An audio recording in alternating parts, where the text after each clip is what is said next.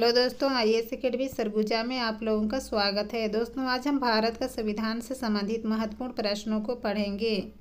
दोस्तों, सभी प्रतियोगी परीक्षाओं के लिए यह प्रश्न महत्वपूर्ण है।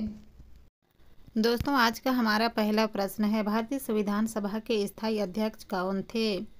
आंसर है डॉक्टर राजेंद्र प्रसाद। दोस्तों, भारतीय संविधान सभा के स्थायी अध्यक्ष डॉक्टर राजेंद्र प्रसाद जी थे। दोस्तों, सभी महत्वपूर्ण प्रश्न है, परीक्षा में बार बार प्रश्न पूछे गए हैं। दोस्तों, हमारा अगला प्रश्न है, भारतीय संविधान सभा के अस्थायी अध्यक्ष कौन थे? आंसर है सी, डॉक्टर सच्चिदानंद सिन्हा। दोस्तों, भारतीय संविधान सभा के अस्थायी अध्यक्ष डॉक्टर सच्चिदानंद सिन्हा जी थे। हमारा अगला प्रश्न है, संविधान सभा की पहली बैठक कब हुई थी? आंसर है ए, 9 दिसंबर 1946 को। दोस्तों, संविधान सभा की पहली बैठक 9 दिसंबर 1946 को हुई थी। हमारा अगला प्रश्न है, भारतीय संविधान को कब अपनाया गया था? आंसर है ए, 26 नवंबर 1949 को। दोस्तों, भारतीय संविधान को 26 नवंबर 1949 को अपनाया गया था।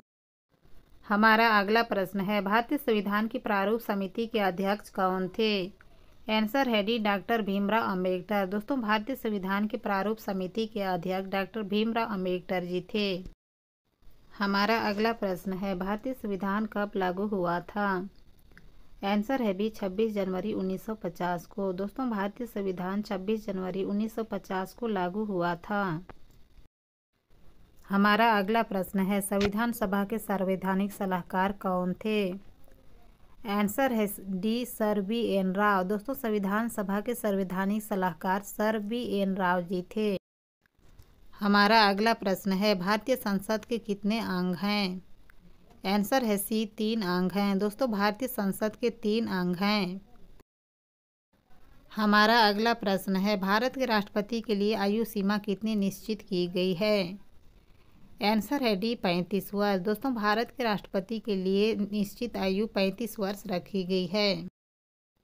हमारा अगला प्रश्न है, विश्व का सबसे बड़ा लिखित संविधान किस देश का है? आंसर है बी, भारत देश का। दोस्तों, विश्व का सबसे बड़ा लिखित संविधान भारत देश का संविधान है। हमारा अगला प्रश्न है, भारत के राज्यसभा के लिए न्यूनतम आयु क्या है?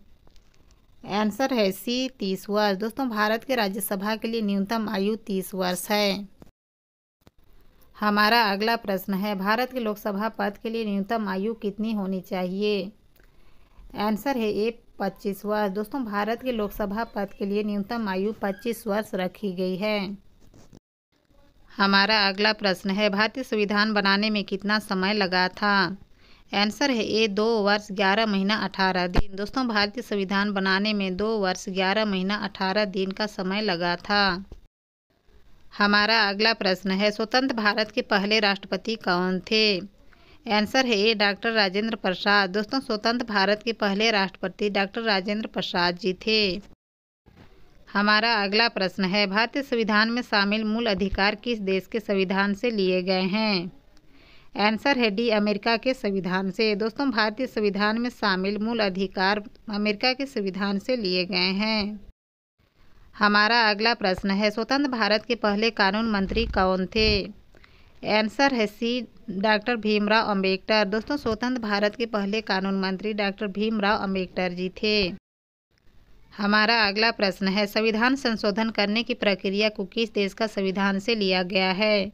आंसर है दक्षिण अफ्रीका के संविधान से। दोस्तों, संविधान संशोधन करने की प्रक्रिया को दक्षिण अफ्रीका के संविधान से लिया गया है। हमारा अगला प्रश्न है, भारतीय संविधान में शामिल मूल कर्तव्यों को किस देश के संविधान से लिया गया है?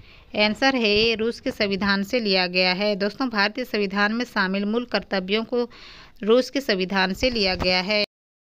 हमारा अगला प्रश्न है, किस अनुच्छेद के अंतर्गत भारतीय संविधान में संशोधन किया जा सकता है? आंसर है अनुच्छेद 368। दोस्तों, अनुच्छेद 368 के अंतर्गत भारतीय संविधान में संशोधन किया जा सकता है।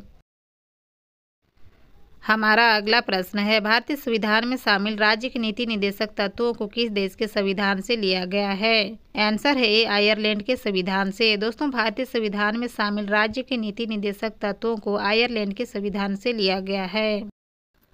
हमारा अगला प्रश्न है, कौन सा संविधान संशोधन मिनी संविधान संशोधन माना जाता है? आंसर है 42वां संविधान संशोधन अधिनियम 1976।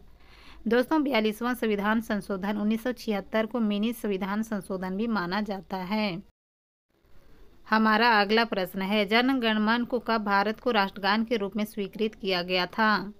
आंसर है सी 24 जनवरी 1950 को। दोस्तों जन गण मन को भारत के राष्ट्रगान के रूप में 24 जनवरी 1950 को स्वीकार किया गया था। हमारा अगला प्रश्न है, भारतीय संविधान के किस भाग में नागरिकता के बारे में बताया गया है? आंसर है बी भाग 2 में। दोस्तों भारतीय संविधान में भाग 2 में नागरिकता के बारे में बताया गया है। हमारा अगला प्रश्न है, निम्नलिखित में से कौन मौलिक अधिकार नहीं है? आंसर है बी संपत्ति का अधिकार मौलिक अधिकार नहीं है। दोस्तों संपत्ति का अधिकार को मौलिक अधिकार से हटा दिया गया है। दोस्तों हमारा अगला प्रश्न है कि संविधान संशोधन अधिनियम के अंतर्गत मतदान करने की आयु को 21 वर्ष से घटाकर 18 वर्ष कर दिया गया था।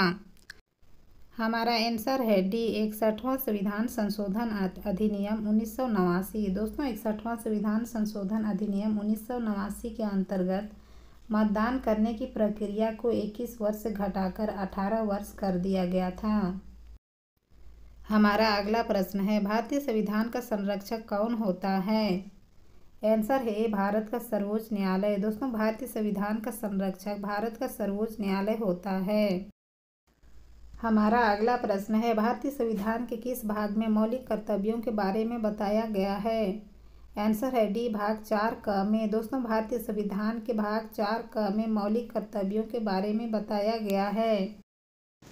हमारा अगला प्रश्न है, भारत का मुख्य संविधान कहाँ से प्रकाशित हुआ था?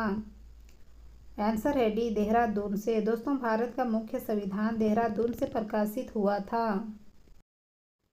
हमारा अगला प्रश्न है, वित्त आयोग का गठन किसके द्वारा किया जाता है?